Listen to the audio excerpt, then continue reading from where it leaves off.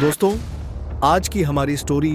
एक ऐसी अय्याश भाभी की है जिसने अपनी हवस को मिटाने के लिए हर एक रिश्ते की धज्जियां उड़ा दी। लेकिन जब उसके देवर ने उस महिला को रोकने की कोशिश की, तब उस महिला ने अपने 4 आशिकों के साथ मिलकर अपने देवर के साथ एक ऐसी वारदात घटाई, इसके बारे में आप सोचकर ही कांप जाओगे। तो आखिरकार क्या हुआ था इस महिला के देवर के साथ उस दिन, चलिए जानते हैं आज की इस मजेदार वीडियो में पूरी स्टोरी की सच्चाई के बारे में। तो राम राम दोस्तों, हमारे इस स्टोरी की शुरुआत होती है यूपी के द्वारिका से, जहां पर बाबा हरिदास नगर के पुलिस स्टेशन में 24 मार्च 2024 की दोपहर को एक महिला आती है और वह पुलिस को बताती है कि मेरा छोटा भाई 5 मार्च 2024 से ही गायब है। हालांकि उसका फोन ऑन है, लेकिन वह कोई भी जवाब नहीं दे रहा है और उसके पुराने वीडियो कोई व्यक्ति फेसबुक और इंस्टाग्राम पर दोबारा अपलोड कर रहा है। उस महिला की पूछताछ में वह महिला पुलिस को बताती है कि मेरा भाई रवि अपने बड़े भाई दीपक और अपनी भाभी सीमा के साथ रहता था और खेती का काम किया करता था। हाल ही के दिनों में उसने 18 से 20 लाख रुपए की प्रॉपर्टी बेची थी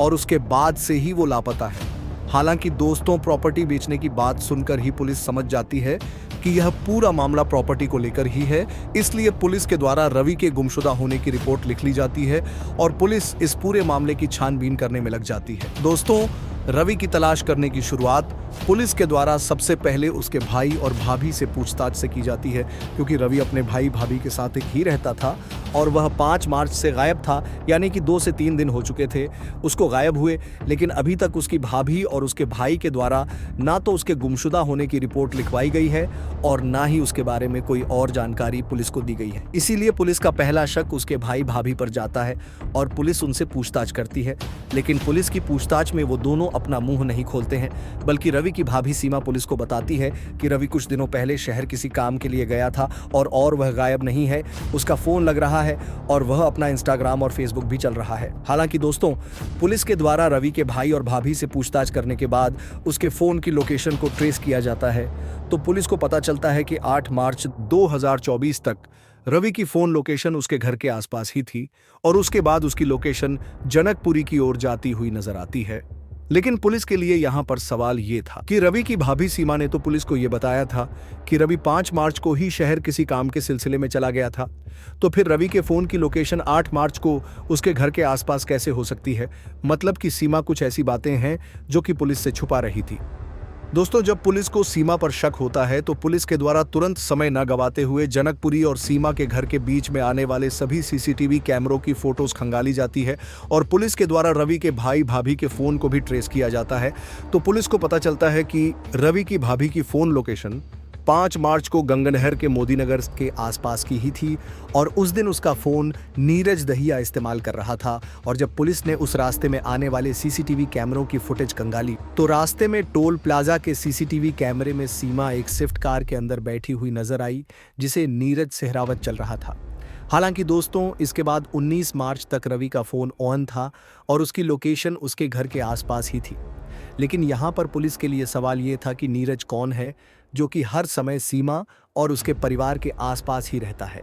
और जब पुलिस ने उसकी कॉल लोकेशन ट्रेस की तो पुलिस को पता चला कि नीरज पिछले काफ़ी दिनों से सीमा से जुड़ा हुआ है और उससे घंटों घंटों तक बातें भी करता है। दोस्तों, जब पुलिस का शक सीमा और नीरज पर यकीन में बदल जाता है तो पुलिस के द्वारा एक गुप्त सूचना के तहत सीमा और नीरज को सीमा के घर से गिरफ्तार किया जाता है। उस समय वह दोनों आपत्तिजनक अवस्था में थे और पुलिस के द्वारा उनसे पूछताछ की जाती है। तो शुरू में उन्होंने पुलिस को गुमराह करने की काफ़ी ज़्यादा कोशिश की, लेकिन जब पुलिस ने उन दोनों से सख्ती से पूछताछ की तो उन्होंने अपना सारा अपराध कबूल कर लिया और वो दोनों पुलिस को बताते हैं कि कैसे उन्होंने इस पूरे हत्याकांड को अंजाम दिया।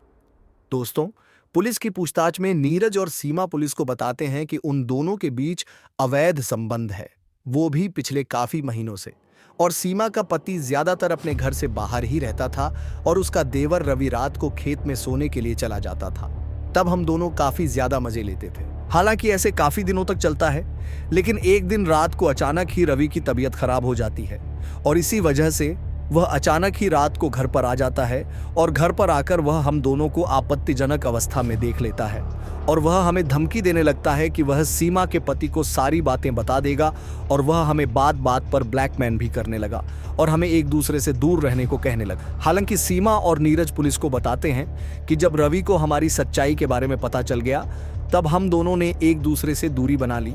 और काफ़ी दिनों तक हम दोनों ने एक दूसरे से ना ही बात की और ना ही एक दूसरे से मुलाकात की, लेकिन हम दोनों एक दूसरे से बहुत ज़्यादा प्यार करते थे। इसीलिए हमारे लिए एक दूसरे की जुदाई सहन कर पाना पॉसिबल नहीं था। इसीलिए हमने हमारे रास्ते के कांटे रवि को ही रास्ते से हटाने का फैसला लिया और एक सही समय का इंतज़ार किया और हमें एक दिन सही समय मिल भी जाता है, क्योंकि हाल ही के दिनों में रवि ने 18 लाख रुपए की ज़मीन बेची थी और जब सीमा ने उससे अपना हिस्सा मांगा तो उसने सीमा को 1 रुपये देने से भी मना कर दिया, जिससे कि गुस्से में आकर सीमा और मैंने रवि को रास्ते से हटाने का प्लान बनाया, क्योंकि अगर एक बार रवि रास्ते से हट जाता तो रवि के पीछे कोई भी नहीं था। इसी वजह से उसकी पूरी प्रॉपर्टी की मालकिन रवि के भाई भाभी हो जाते और रवि के भाई से उसकी भाभी कैसे भी करके पूरी प्रॉपर्टी के पैसे अपने नाम करवा लेती। इसीलिए हम दोनों ने मिलकर रवि को रास्ते से हटाने का प्लान बनाया। नीरज और सीमा पुलिस को बताते हैं कि हमने रवि को रास्ते से हटाने का प्लान तो बना लिया, लेकिन हमारे लिए यह पूरा काम अकेले कर पाना पॉसिबल नहीं था। इसीलिए हमने हमारे इस प्लान में नीरज दहिया नाम के नीरज सहरावत के दोस्त को भी मिला लिया, जिसने अपने एक जानकार से हथियार की व्यवस्था की। फिर हम रवि को हरिद्वार ले जाने के बहाने से गंगनहर के पास ले गए और वहां पर ले जाकर उसकी गोली मारकर हत्या कर दी। फिर रवि की बॉडी को मेरठ के सरधना क्षेत्र में फेंक दिया। हालांकि हम उसका फोन घर पर ले आए हैं ताकि किसी को ये शक ना हो कि रवि गायब हो चुका है और उसकी हत्या हो चुकी है। और हम रवि को लोगों की नज़र में जीवित रखने के लिए उसके पुराने वीडियो और फोटो को सोशल मीडिया पर अपलोड करने लगे, जिससे कि किसी को ये शक ना हो कि रवि लापता है। लेकिन पता नहीं कैसे रवि की बहन को एक दिन पता चल जाता है कि उसका भाई गायब है और वह आपके पास आकर रवि के गुमशुदा होने की रिपोर्ट लिखवा देती है और आप हमें पकड़ लेते हैं।